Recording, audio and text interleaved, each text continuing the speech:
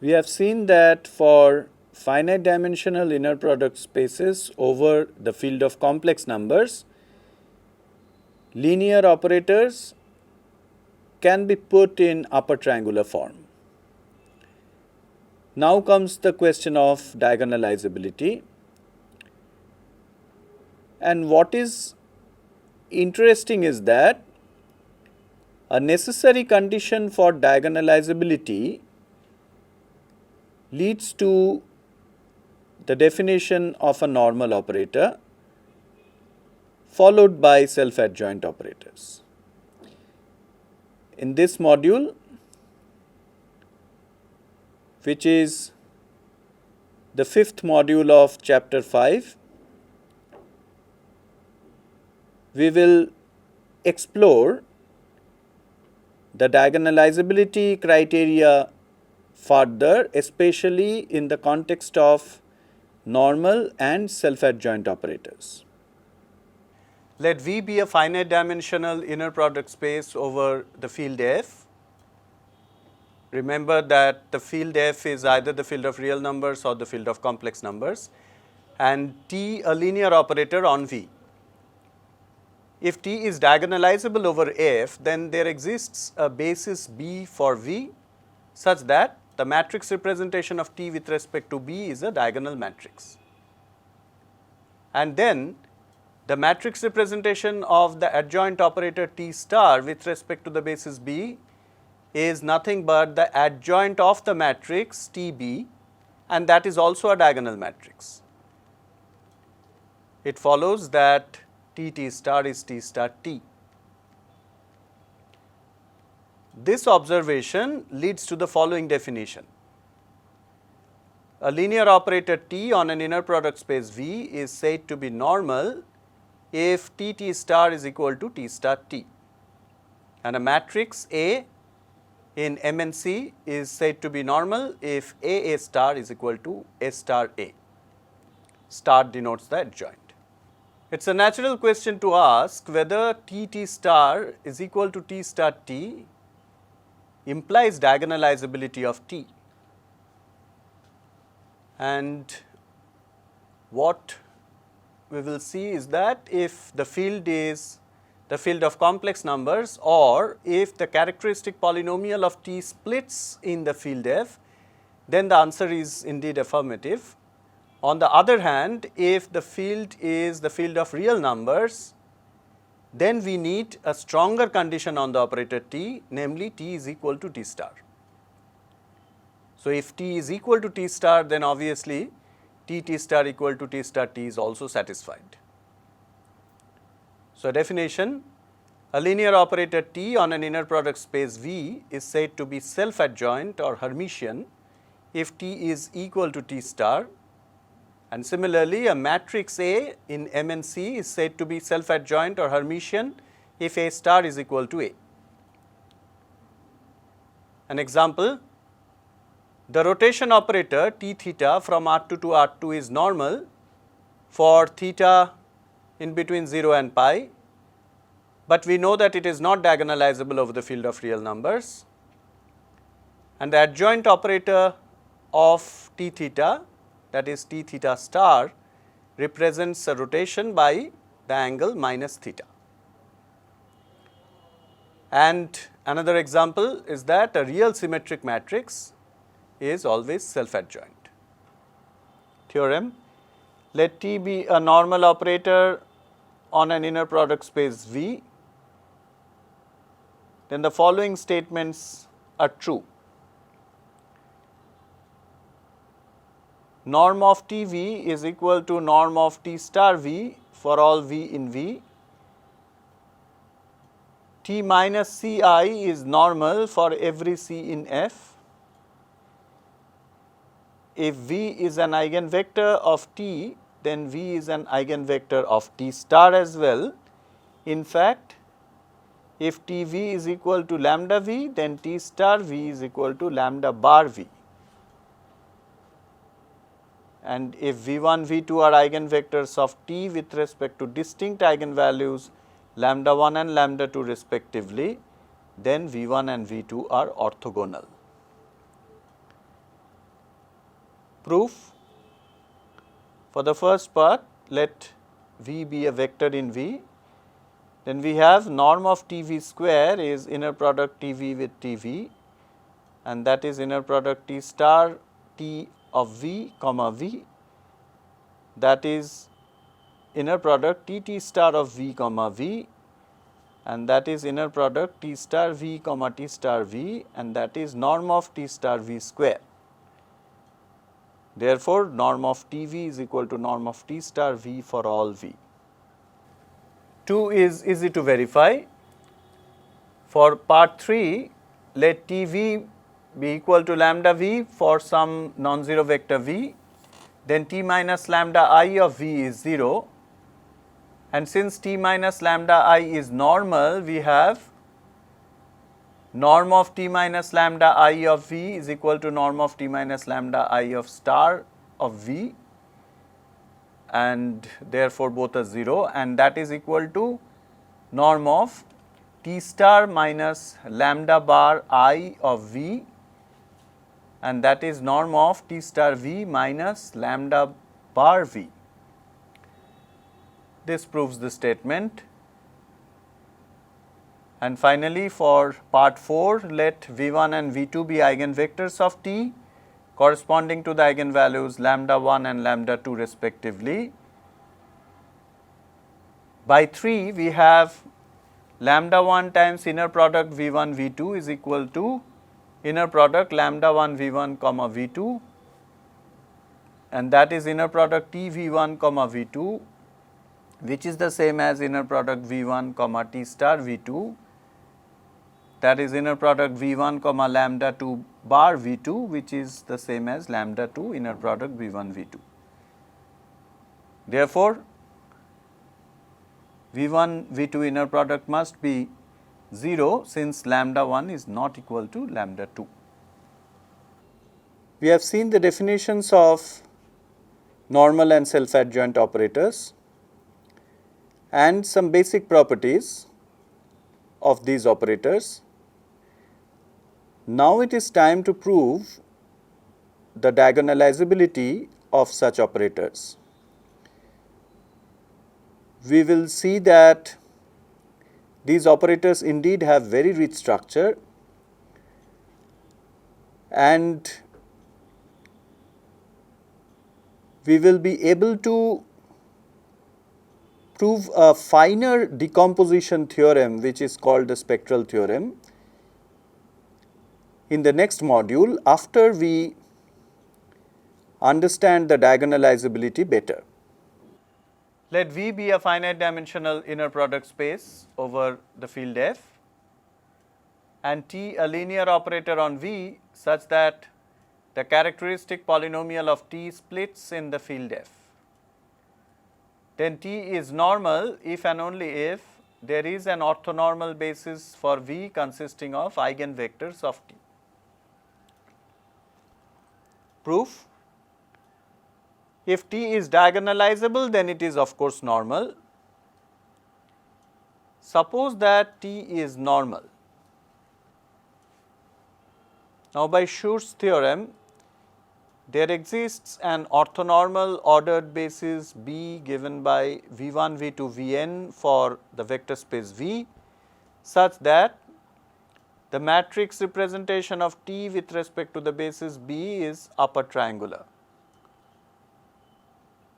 We prove that all the basis vectors are eigenvectors of T by induction on N, and that will prove that the operator T is diagonalizable, where B will be an orthonormal basis, which is in fact an eigenbasis. It is clear that the vector V1 is an eigenvector of T. That is because T is already in the upper triangular format with respect to this basis V1, V2, Vn.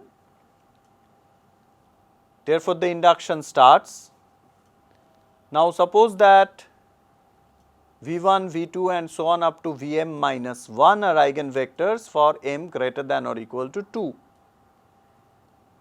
then T of Vj is lambda j Vj for all j less than or equal to m minus 1, and therefore T star of Vj is equal to lambda j bar Vj. By the upper triangular structure of the matrix Tb, we have Tvm is equal to A 1m V1 plus A 2m V2 and so on plus A mm Vm,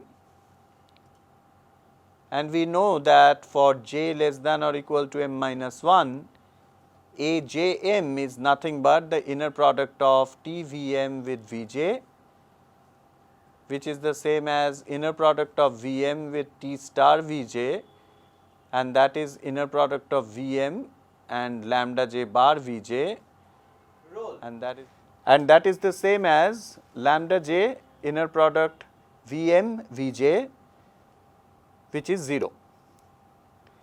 Therefore, Tvm is equal to A mm Vm, and hence Vm is an eigenvector of T. This therefore proves that a normal operator whose characteristic polynomial splits in the base field is definitely diagonalizable. Now let us consider a finite dimensional inner product space over the field F, and T is a self-adjoint operator on V.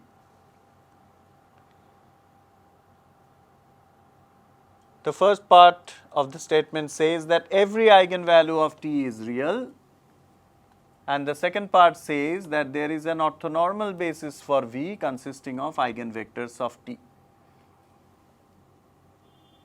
That means T is diagonalizable. Proof of the first part: let lambda in F be an eigenvalue of T, then Tv is equal to lambda V for some V non-zero in the vector space V. Therefore, lambda V is Tv, that is T star V, because T is self-adjoint, and that is equal to lambda bar V. This shows therefore lambda is equal to lambda bar, that is lambda is a real number. In part 2, suppose that T is self-adjoint, then the characteristic polynomial of T splits in F by part 1. We know that all the eigenvalues are real and the base field is either real or complex. Therefore, the characteristic polynomial would always split in the base field. Therefore, we can apply Schur's theorem to get an orthonormal basis B for V such that U, which is the matrix representation of T with respect to B, is upper triangular. And we see that U star is the adjoint of the matrix TB, but that is the same as the matrix of the adjoint T star, and that is TB because T is self-adjoint, and that is equal to U. Therefore, U and U star are both upper triangular, hence U must be diagonal. This proves that the orthonormal basis B is an eigenbasis.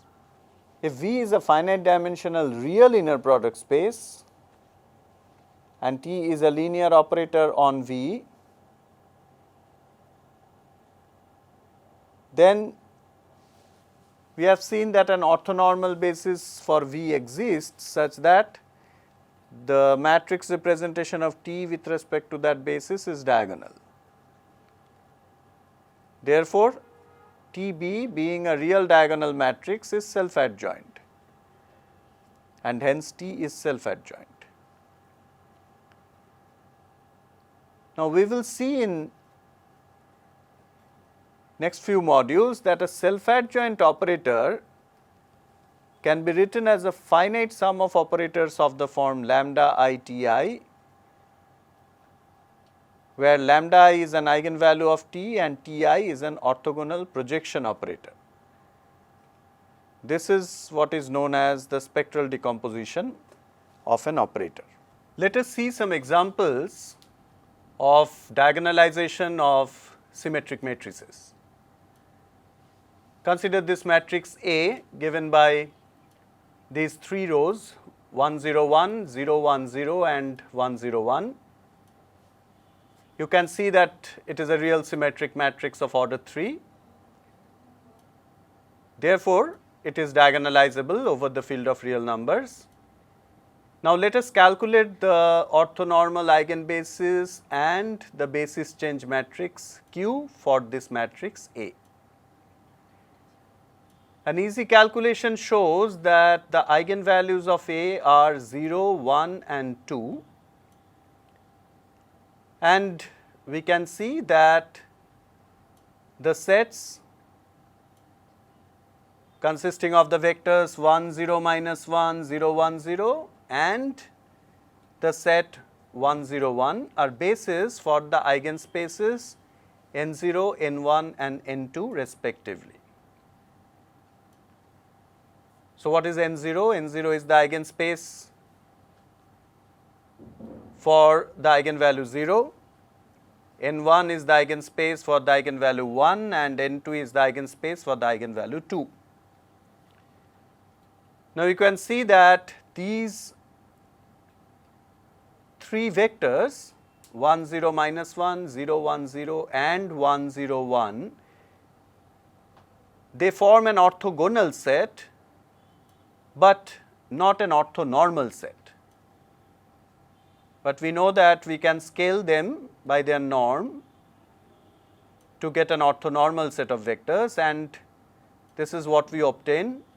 This set consisting of three vectors, namely 1 over root 2 times 1 0 minus 1, then 0 1 0 and 1 over root 2 times 1 0 1. This is therefore an orthonormal basis for R3 consisting of eigenvectors of A.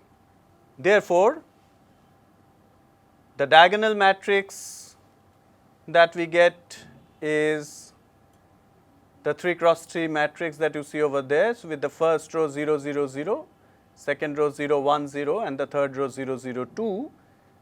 Obviously, the principal diagonal entries are nothing but the eigenvalues and the off diagonal entries are 0. And one possibility for Q is this 3 cross 3 matrix whose first row is 1 over square root of 2, 0, 1 over square root of 2, second row is 0, 1, 0 and the third row is minus 1 by square root of 2, 0 and 1 by square root of 2. So, why we say that this is one possibility for Q is because this is the Q that we have constructed from the eigenbasis that we calculated, but if we calculate some other eigenbasis, then we can get some other matrix Q. Another example, let A denote this matrix which is a 3 cross 3 matrix given by 4 2 2 in the first row, 2 4 2 in the second row and 2 2 4 in the third row. Again, it is a symmetric matrix and hence diagonalizable over the field of real numbers. Let us calculate the orthonormal eigenbasis and the basis change matrix Q for the given matrix A. Again, your easy calculation with the characteristic polynomial would give you the eigenvalues, and corresponding to these eigenvalues we get basis for the eigenspace. So, as you can see that 2 and 8 are eigenvalues. This set consisting of minus 1, 1, 0 and minus 1, 0, 1. This is an eigenbasis, but for the eigenspace N2, but this is not orthogonal. Therefore, by Gram-Schmidt process of orthogonalization, we can orthogonalize this set and what we obtain is this set consisting of two vectors -1, 1, 0 and -half times 1, 1, -2, and the set consisting of the vector 1, 1, 1 is a basis for the eigenspace n8, which is the eigenspace for the eigenvalue 8, and we finally have an orthogonal set of vectors given by -1, 1, 0, -half times 1, 1, -2 and 1, 1, 1, but it is not orthonormal. So, if we scale it by the norm, then what we obtain is this set consisting of these three vectors, namely 1 over square root of 2 times -1, 1, 0, 1 over square root of 6 times 1, 1, -2 and 1 over square root of 3 times 1, 1, 1, which is therefore an orthonormal basis for R3 consisting of eigenvectors of A. And we know once we have an orthonormal basis, if we take these vectors and put them as columns, we would get a 3 cross 3 matrix, and that would be the desired matrix Q. And we indeed have that. The diagonal matrix is this 3 cross 3 matrix, whose principal diagonal entries are nothing but the eigenvalues, namely 2, 2 and 8 of diagonal entries 0, and one possibility for Q is this 3 cross 3 matrix, where you can see that the 3 columns are nothing but those 3 vectors in the orthonormal basis for R3. We have proved diagonalizability for normal and self-adjoint operators, and we have not really used the projection operators so far. What we will see next, in the next module in fact, that these normal and self-adjoint operators are not just diagonalizable, but they can be written as a sum of finitely many very special operators of the kind lambda I Ti, where lambdas are the eigenvalues and T's are projection operators. This will also give us a very precise matrix representation for normal and self-adjoint operators. This decomposition is what is known as the spectral decomposition, and the eigenvalues constitute the spectrum of the operator.